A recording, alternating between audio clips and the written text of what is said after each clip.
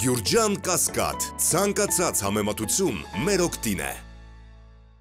7 սուտ 3 օրում Բաքուն 7 անգամ մոգոնեց իբր հայկական կողմը կրակել է։ Հաջորդիվ կտրականապես մերժում է ստորագրել խաղաղության համաձայնեցված փաստաթուղթը։ Հայտնի է, որ 17 կետանոց այդ թղթի բոլոր կետերն անխտիր երկուստեք համաձայնեցված են։ Հայաստանը համաձայնեց նույնիսկ միջազգային դատական հայցերի հետ կանչին ու եվրոպական դիտորդներին հայ-ադրբեջանական սահմանից հեռացնելուն։ Հիմա Բաքուն նոր պահանջ է առաջ բերում ու էլի չի ստորագրում։ Չլսված բան է միջազգային իրավունքում, միջազգային հարաբերություններում։ Եվս մեկ անգամ ուշադրություն են հրավիրում Ադրբեջանի սկզբունքային դիրքորոշման վրա, այն է, որ արդեն համաձայնեցված տեքստի ստորագրման հիմնական պայմանը Հայաստանի սահմանադրության մեջ փոփոխություններ մտցնելն է, Ադրբեջանի ինքնիշխանության եւ տարածքային ամբողջականության նկատմամբ հավակնությունները վերացնելու համար։ Հաջիզադեն միաժամանակ ընդգծել է մեջբերում ենք ԵԱՀԿ Մինսկի խմբի եւ հարակից մնացած եւ անգործունակ կառույցների լուծարման անհրաժեշտությունը։ Ինչ նկատի ուտի հարակից հնացած կառույցներ ասելով չի մանրամասնել։ Առաջ է գնացել, թե եթե հայկական կողմն իսկապես շահագրգռված է բացելու տարածաշրջանում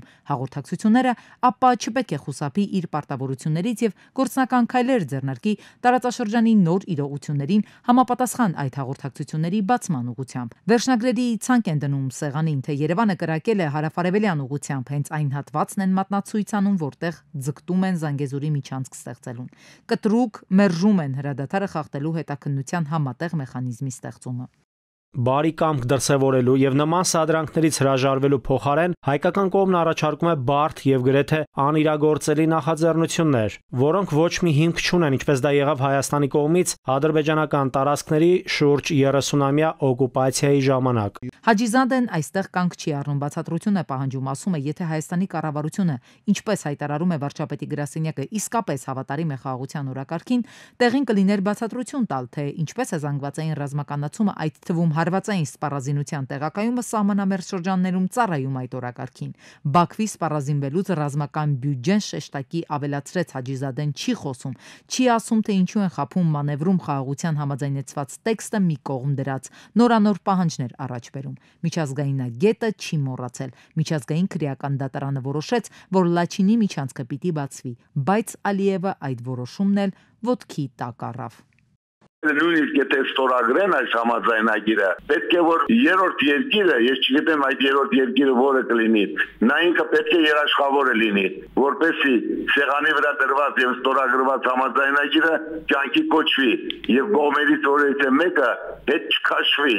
այն ստորագրելուց։ Հիմա երրորդ կողմը մենք չենք տեսնում, երաշխավորը չենք տեսնում։ Այս համապատկերում Բաքվի մեդիան հիմնական իշխանական նոր պահանջների ցանկն է համալրում, ասում են հայկական կողմը պետք է ապահովի արևմտյան ադրբեջանցիների վերադարձը ու նրանց անարգել ելումուտը Հայաստան։ Պահանջում են պետք է տեղի ունենա Հայաստանի ապառազմականացում եւ գնված զենքերի հանձնում կամ վերադարձ։ Պետք է դադարեցվի Արցախյան առաջին ազատամարտի հաղթանակի եւ պատերազմի մասնակիցների հերոսացումը։ Բաքուն ուզում է, էլ ինչ կուզի,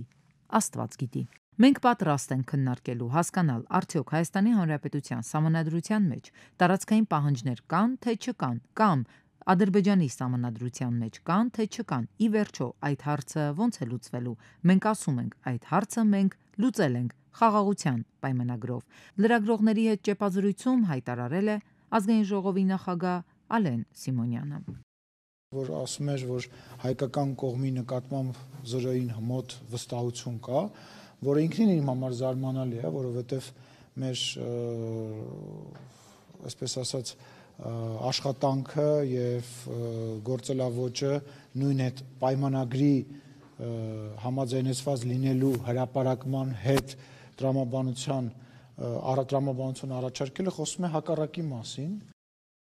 Ռուբեն Վարդանյանի ընտանիքի միջազգային փաստաբան Ջարեդ Գենսերը X-ի իր էջում անդրադարձել է Թրամփի ազգային անվտանգության հարցերի խորհրդական Մայքլ Ուոլցի նախորդի գրառմանը։ Փաստաբան Գենսերը առաջին գրառման մեջ նշել է, որ Մայքլ Ուոլցը ընդգծել է ոչ միայն Սպիտակ տան հանձնառությունը Կովկասում խաղաղության ու խաղաղության համաձայնագրի ստորագրման հարցում, այլև որ հայ քրիստոնյա քաղաքական բանտարկյալները պետք է ազատ արձակվեն, այդ թվում իմ պաշտպանյալ Ռուբեն Վարդանյանը, նշել է փաստաբանը։ Իսկ հաջորդ գրառմամբ որոնք նա X-ում հատուկ հղմամբ նշել է Նիկոլ Փաշինյանին, Արարատ Միրզոյանին։ Հարգելի վարչապետ Փաշինյան, հարգելի արտաքին գործերի նախարար Արարատ Միրզոյան, տեսեք, Մայքլ Ուոլթսի գրառումը, նա ընդգծում է ոչ միայն Ադրբեջանի հետ խաղաղության համաձայնագիրը վերջնականացնելու անհրաժեշտություն, բայց նաև հայ քրիստոնյա բանտարկյալների ազատ արձակման մասին։ Ես հավատում եմ, որ դուք լիովին համաձայն եք այս հարցով Թրամփի աշխատակազմի դիրքորոշմանը։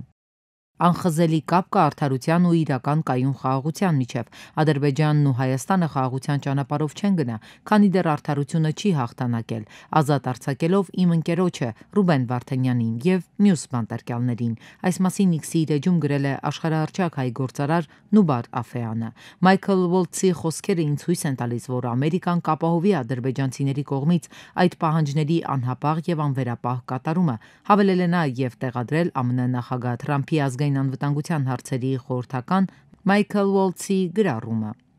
Հակամարտությունը Հարավային Կովկասում պետք է ավարտվի։ Մենք գոհ ենք, որ Ադրբեջանը եւ Հայաստանը առաջընթաց մեծ քայլ են արել եւ համաձայնել են խաղաղության պայմանագրի շուրջ, հայտարարել է ԱՄՆ նախագահի ազգային անվտանգության գծով խորհրդական Մայքլ Ուոլթսը։ Նա նշել է, որ անցնող շաբաթ խոսել է Ադրբեջանի նախագահի ազգային խորհրդական Հիկմեթ Հաջիևի հետ։ Ես նրան ասացի, որ այժմ մենք պետք է վերջնականացնենք այդ խաղաղության գործընթացը, ազատ արձակենք բանտարկյալներին եւ միասին աշխատենք տարածաշրջանի ավելի անվտանգ եւ բարգավաճ լինելու ուղղությամբ։ Ամերիկայի ոսկե դարը խաղաղություն ու բարգավաճում կբերի աշխարհին, եւ մենք չենք դադարի աշխատել, մինչեւ դա տեղի կունենա, գրել է Թրամփի խորհրդականը։ Տեղի ունեցել Փաշինյանի հեռախոսազրույցը Էմանուել Մակրոնի հետ վարչապետը Ֆրանսիայի նախագահին տեղեկացրել է Հայաստանի եւ Ադրբեջանի միջև խաղաղության միջպետական հարաբերությունների հաստատման մասին համաձայնագրի նախագծի տեքստի համաձայնեցման եւ նախագծի տեքստի համաձայնեցման շուրջ բանակցությունների ավարտի մասին։ Զրուցակիցները քննարկել են նաեւ Հայաստան-Ֆրանսիա, Հայաստան-Եվրամիություն հարաբերությունները, ինչպես նաեւ հարավկովկասյան տարածաշրջանին վերաբերող հարցեր։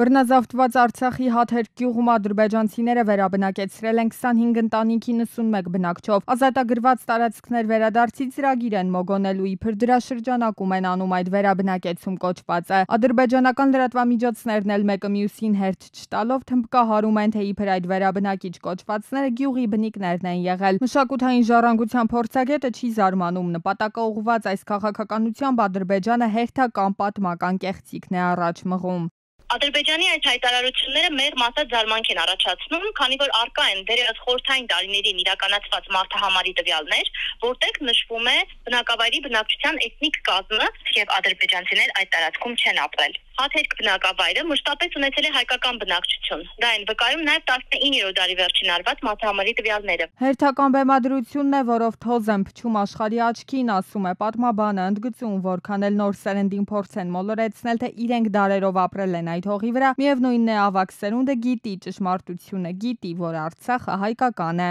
Ադրբեջանցիները չեն շտապում վերադառնալ Արցախ, քանի որ վստահ չեն, որ նրանք այնտեղ երկար են մնալու։ Գիտակից մասն Ադրբեջանի շատ լավ գիտի, որ հակամարտությունը լուծված չէ, շատ լավ գիտի, որ նրանք խոսքը գնում է հայերի պատմական տարածքների մասին եւ կարծում եմ չեն ուզում հավելյալ անգամ վտարանդիության առաջ կանգնել։ Հաթերք գյուղը Արցախի ամենահին բնակավայրերից է, հարուստ բազմաթիվ հուշարձաններով։ Դրանք 2023-ի Արցախի հայաթափումից հետո հայտնվել են թշնամու ուղիղ թիրախում։ Գյուղի կենտրոնում է 17-րդ դարով թվագրվող Սուրբ Աստվածածին եկեղեցին, որը եզակի է իր խաչքարերով։ Հայաթափված Հաթերքում, սակայն Ադրբեջանը արդեն իսկ հասցրել է ավերել հայրենական պատերազմի զոհերի հիշատակի հուշարձանը եւ վանդալիզմի ենթարկել գյուղի եղբայրական գերեզմանատունը։ Միջազգային օրենսդրությունը պնդում է, որ գրավյալ տարածքներում, բռնազավթված տարածքներում անկախ ցանկացած իրավիճակից գրավյալ կողմը պարտավոր է պահպանել եւ պաշտպանել տեղի մշակութային լանդշաֆտը, ընդհանուր պատմությունը եւ հուշարձանները։ Ադրբեջանի կողմից հայկական տարածքների ադրբեջանցիներով վերաբնակեցումը ունի եւ նաեւ ունեցել է պատմական լանդշաֆտի ոչնչացման եւ հայկական հետքի ոչնչացման նպատակ։ Հոգեբանական ճնշում է գործադրում արցախցիներից վրա, որպեսզի այսպես ասենք մենք մեր հույսը կտրենք մեր երկրից, որ ինքը արդեն այնտեղ ադրբեջանցիներին բնակեցնում է եւ մեր վերադարձը այդպիսով հնարավոր չի լինելու, անգամ աղավնոյում երբ նա սերտիֆիկատներ է բաժանում շրջանել, այդ սեփականատերերը չեն շտապում գնալ աղավնո, ավելին փորձում են այդ տները վարձով տալ մեկ ուրիշին։ Ադրբեջանը կոպտորեն ոտնատակ է առնում մի շարք միջազգային կոնվենցիաներ, դրանք են պաշտպանում պատմական հուշարձաններն ու մշակութային ժառանգությունը, արգելելով այդ կոթողների դիտավորյալ ոչնչացումը, կեղծումը, ապօրինի փոփոխությունը։ Թշնամին էլ նոր սցենարներով օր-օրի զարկ է տալիս ֆանտազիային ու բացում երախը։ Հայաստանի արտաքին գործերի նախարարության մամուլի խոսնակ Անի Բադալյանը արձագանքել է Ադրբեջանի արտաքին գործերի նախարարության մամուլի խոսնակ Հաջիզադեի հայտարարություններին, որը կեղծ պնդումներ է արել Հայաստանի կողմից հրադադարի խախտումների եւ Հայաստանի կողմից իբր իր պարտավորությունները չկատարելու վերաբերյալ, հայտնել է Armenpress-ը։ Հայաստանի Հանրապետության կառավարությունն ամենաբարձր մակարդակով հայտարարել է, որ իրադրությունն էսկալացնելու խնդիր եւ նպատակ չունի եւ շարունակում է գործել խաղաղության օրակարգի սկզբունքներով։ Հայաստանի Հանրապետության բանակը կառավարությանը ենթակա մարմին է եւ գործում է հենց այս տրամաբանությամբ։ Հայաստանի պաշտպանության նախարարությունը հայտարարել է, որ պատրաստ է հետաքննել հրադադարի ռեժիմի խախտումների մասին Ադրբեջանի պաշտպանության նախարարության հաղորդագրությունները հիմնավորող փաստերը, դրանք Հայաստանին փոխանցելու պարագայում։ Ողջունում ենք Հայաստանի եւ Ադրբեջանի միջև բանակցությունների հաջող ավարտը խաղաղության եւ միջպետական հարաբերությունների հաստատման մասին համաձայնագրի նախագծի ամբողջական տեքստի շուրջ։ Այս մասին նշված է Եվրախորհրդարանի падգամավորների համատեղ հայտարարության մեջ։ Նույն ոգով հավատում ենք, որ Թուրքիայի կառավարությունը կօգտվի տարածաշրջանում ընթացիկ դրական իրադարձություններին աջակցելու հնարավորությունից եւ փոխադարձ կպատասխանի հայ-թուրքական սահմանը բացելու Հայաստանի պատրաստակամությանը։ Իր քաղաքացիների եւ ողջ հարավային Կովկասի, ասված է հայտարարության մեջ։ Ռուսաստանի Դաշնության փոխվարչապետ Ալեքսեյ Օվերչուկը հայտարարել է, որ Հայաստանի եւ Ռուսաստանի եւ Ադրբեջանի եռակողմ աշխատանքային խումբը չի փակվել։ Գործընկերների դիմումով Ռուսաստանը հաճույքով կշարունակի աշխատանքը։ Ինչ վերաբերում է փոխվարչապետների եռակողմ աշխատանքային խմբին, ապա այն ստեղծվել է Ռուսաստանի Դաշնության, Հայաստանի, Ադրբեջանի ղեկավարների 2020 թվականի նոյեմբերի 9-ի համատեղ հայտարարության համաձայն հայտարարության շրջանակներում։ Հիմա այն այսպես ասած քնած վիճակում է։ Դա կարող ենք արձանագրել, բայց մենք գիտենք, որ գործընկերների միջև շփումներ են իրականացվում այս թեմայով, նշել է Օվերչուկը։ Հայաստանը շարունակում է առաջ մղել խաղաղության օրակարգը, լրագրողների հետ զրույցում հայտարարել է Հայաստանի անվտանգության խորհրդի քարտուղար Արմեն Գրիգորյանը։ Հայաստանը պատրաստ է ստորագրություն դնել խաղաղության պայմանագրի տակ ու պատրաստ է տեխնիկական քննարկումներ սկսել օրվա ժամի ու մնացած հարցերը հստակեցնելու համար, նշել է նա։ Արմեն Գրիգորյանի խոսքով Հայաստանի նպատակը խաղաղության համաձայնագրի վերջնականացումն է։ Գերմանիայի նախագահ Ֆրանկ Վալտեր Շտայնմայները իր առաջին պաշտոնական այցերը կկատարի Հայաստան ու Ադրբեջան։ Այս մասին հայտնել են Գերմանիայի նախագահի մամուլի ծառայությունից։ Այցը տեղի կունենա մարտի 30-ից ապրիլի 2-ը, իսկ Շտայնմայներին կուղեկցի կինը։ Հայաստան այցի ընթացքում նախատեսված են հանդիպումներ նախագահ Խաչատուրյանի, վարչապետ Նիկոլ Փաշինյանի հետ։ Շտայնմայերը կմասնակցի նաև մի շարք մշակութային միջոցառումներին։ Ռուսաստանի Դաշնային ժողովի Դաշնության խորհրդի նախագահ Վալենտինա Մատվիենկոն պաշտոնական այցով ժամանել է Ադրբեջան։ Նրան ընդունել է Իլհամ Ալիևը։ Հիշեցնենք, որ ըստ նախնական պայմանավորվածությամբ Մատվիենկոն հունիսի 5-ից 6-ը կժամանի Երևան։ 2024 թվականին գրանցվել է Սառը պատերազմի ավարտից ի վեր զենքի համաշխարհային շրջանառության ամենաբարձր ցուցանիշը։ Նման աճը ի թիվս այլնի պայմանավորվել է ռուս-ուկրաինական պատերազմով։ Կիևին ռազմական աջակցության շրջանակում ազատվելով հնացած զենքերից եւ ռազմական տեխնիկայի համակարգերից արևմուտքը սկսել է ժամանակակից եւ ավելի թանկ զինատեսակների լայնածավալ գնումներ։ Վարկանիշային աղյուսակի առաջին հորիզոնականում Ամերիկայի Միացյալ Նահանգներն է 42.329 միլիարդ դոլար, երկրորդ տեղում Ռուսաստանն է 13.75 միլիարդ դոլար, երրորդ տեղում Ֆրանսիան է 7.6 միլիարդ դոլար։ Ստամբուլի քաղաքապետ ընդդիմադիր Էքրեմ Իմամօղլուի եւ մամուլի հետ կապերի գծով նրա խորհրդականը ձերբակալության օրդեր են ստացել։ Թուրքական լրատվամիջոցների տեղեկացմամբ Ստամբուլի քաղաքապետը կասկածվում է խոշորացաբալ կոռուպցիոն գործի մասնակցության մեջ։ Գլխավոր դատախազության համապատասխան հարցումից Ստամբուլի համալսարանը որոշում է կայացրել չեղյալ համարել Իմամօղլուի դիպլոմը, ինչը մեծապես կխոչընդոտի երկրի նախագահի պաշտոնում նրա առաջադրմանը։ Ռուսաստանի Դաշնության եւ Ամերիկայի նախագահների բանակցությունների շուրջ բացասական ֆոնդ ստեղծելու համար Կիևը փորձել է ներխուժել Բելգորոդի շրջան։ Նման հայտարարություն է տարածել Ռուսաստանի Դաշնության պաշտպանության նախարարությունը։ Հաղորդվում է, որ դրա արդյունքում Ուկրաինայի զինված ուժերը կորցրել է շուրջ 60 մարդ, ներգրաված է եղել մինչև 29 միավոր տեխնիկա։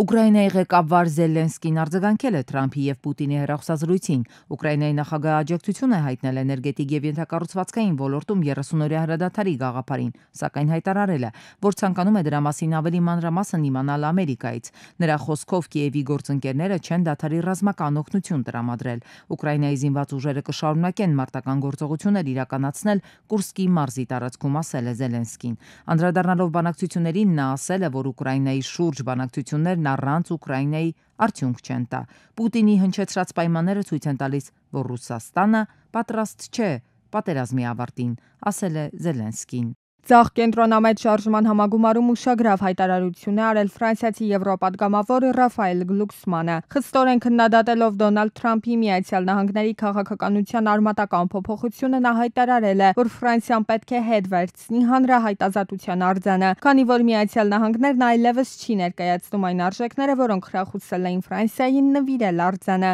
Օգյուստ Բարտոլդի նախագծած ազատության արձանը ֆրանսիացի ժողովրդի նվերը Ամերիկային Նյու Յորքի նավահանգստում բացվել է 1886 թվականի հոկտեմբերի 28-ին Ամերիկայի անկախության հռչակագրի 100-ամյակի կապակցությամբ։ Կադիլակ ապրանքանիշը ակնկալում է, որ այս տարի Ամերիկայի Միացյալ Նահանգներում վաճառվող յուրաքանչյուր երրորդ մոդելը լիովին էլեկտրական կլինի, քանի որ ավտոարտադրողը շարունակում է ընդլայնել իր էլեկտրական մեքենաների շարքը, չնայած արդյունաբերության մեջ մեքենաների ավելի դանդաղ ընդունմանը, քան սպասվում էր։ Ակնկալվում է, որ General Motors-ի շքեղ ապրանքանիշը մինչև այս տարվա վերջ կներկայացնի 5 էլեկտրական մեքենա։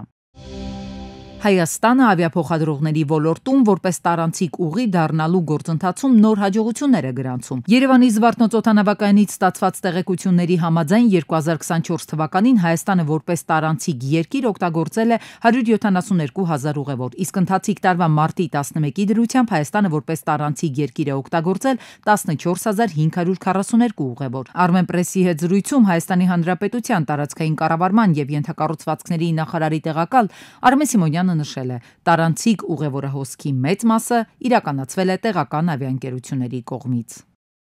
Հասարակական տրանսպորտից օգտվելու եւ չվճարելու դեպքում 15-ից 18,000 դրամի չափ տուգանքներին վերաբերող նախագծերի փաթեթը քննարկվել է նախարարական կոմիտեում։ Հանրային քննարկման սեղանին է։ Վարչական պատասխանատվության կենթարկվեն նաեւ արտոնություն ունեցողների քարտերով երթևեկողները։ Երկշաբաթյա ժամկետը կլրանա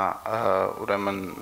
հաջորդ երկշաբթի օրը, եթե չեմ սխալվում, եւ ամփոփվելուց հետո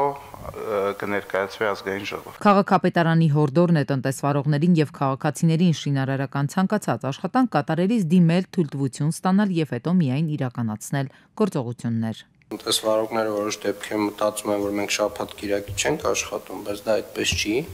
եւ նման բարեկարգման աշխատանքները, այո, պահանջում են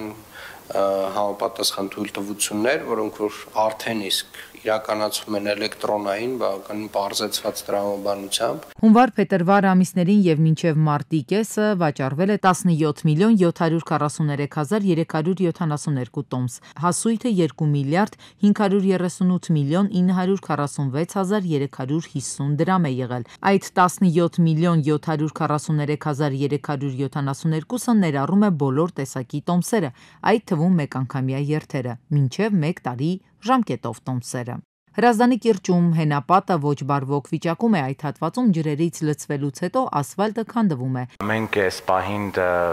հիմնանորոգում ենք տեղանում, այսինքն լուծում ենք տալիս խողովակներով այդ ջուրը տեղափոխում ենք գետ։ Մենք երևի այս 2 օրը ու ընդհանուր այդ ամբողջ այդ հենապատի երկայնքով, որ կա այդ հեղեղատարը, դա ենք մաքրում ու վերականգնում ու կարծում եմ այս 2 օրը կչորանա, արդեն պարոն Թևոսյանի հետ խոսել ենք, այնտեղ այնց ամբողջովին ասֆալտ կանենք, էլի։ Այդ դեպքում նաև ասեք Բիձեքի գյոլում ինչ է կան։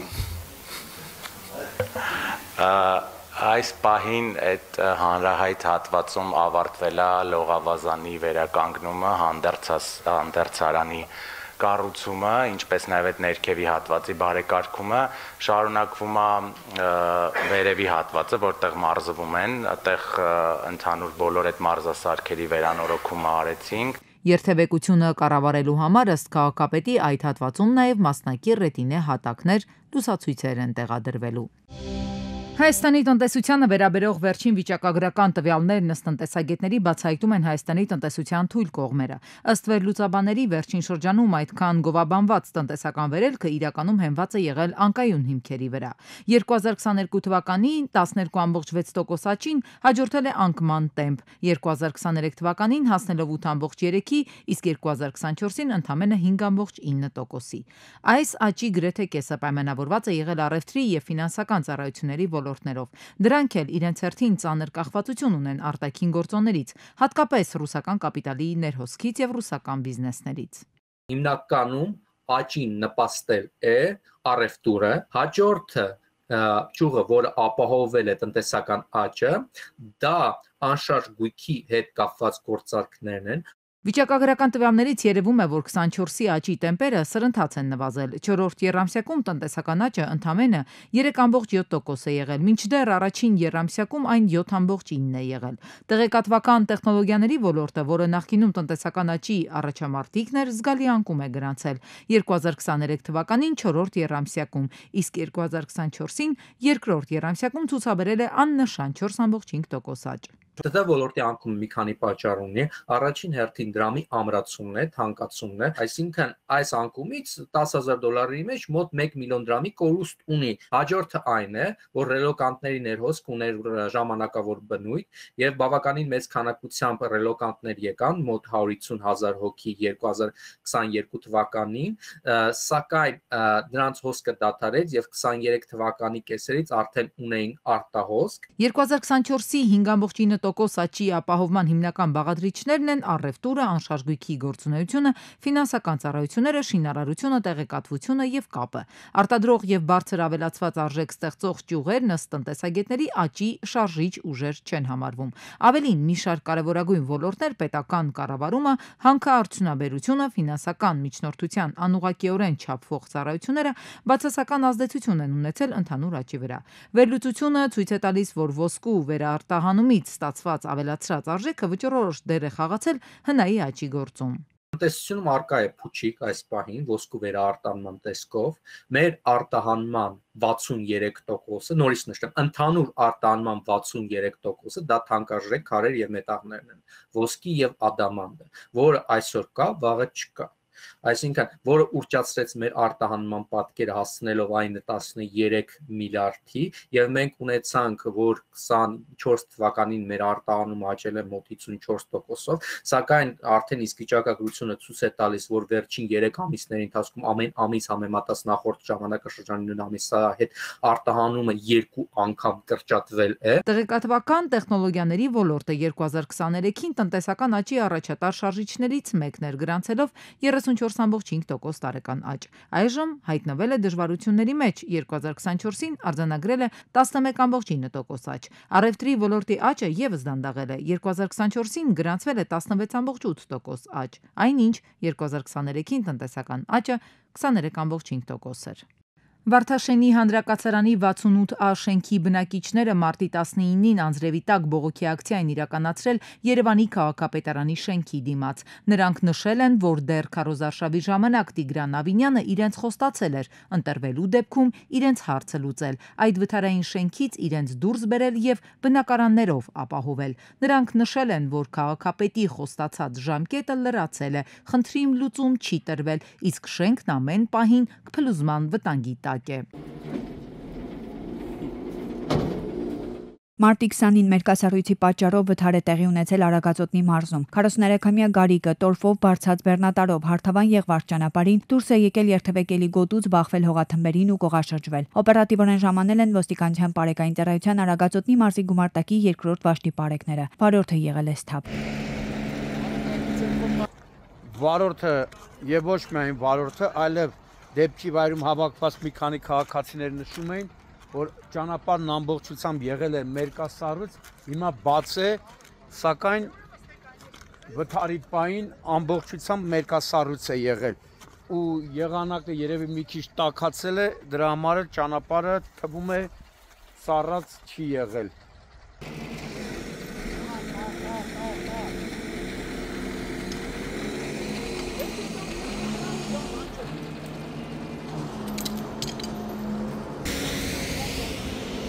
Մարտի 19-ին Mercedes-ը Երևան-Սևան ճանապարհին դուրս է եկել երթևեկելի գոտուց ու բախվելով քարերին, մի քանի պտույտ շրջվելով հայտնվել ձորում քարերի վրա։ Վարորդին ու ուղևորին առաջին օգնության են հասել քաղաքացիները։ Օպերատիվորեն ժամանած Աբովյան բժշկական կենտրոնի շտապօգնության բժիշկներն ու ոստիկանության բարեկային ծառայության Կոտայքի մարզի գումարտակի բարեկները։ Նրանք տեղափոխվել են Հրացու անվան առաջին համալսարանական հիվանդանոց։ Օպերատիվ են գործել փրկարարծառայության Աբովյանի հրշեջ փրկարարական ջոկատի փրկարարները։ Իդեպ վարորդն ու ուղևորը փրկվել են ամրագոտու շնորհիվ։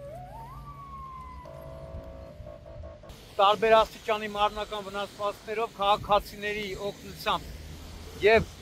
Աբովյանի հրշեջ փրկարարների եւ Կոտայքի մարզի գումարտակի բարեկների օգնությամբ դուրս են բերվել եւ մոտեցվել են վիրավորները շտապօգնության ավտոմեքենաներին եւ բժիշկները Աբովյան բժշկական կենտրոնի մինչեւ հիվանդանոց տեղափոխելը վիրավորներին տեղում առաջին բուժօգնությունն են ցուցաբերել։ Մարտի 19-ի 36-ամյա հարությունն էլ Volkswagen ID6-ով Երևան-Գյումրի ճանապարհին դեռևս անհայտ հանգամանքներում շրջվել է։ 3 հոգի աշտարակ բժշկական կենտրոն են դիմել, սակայն հրաժարվել են մնալ այնտեղ։ Ժամանել են ոստիկանության բարեկային ծառայության Արագածոտնի մարզի գումարտակի առաջին վաշտի բարեկները։ Վարորդը եղել է սթափ։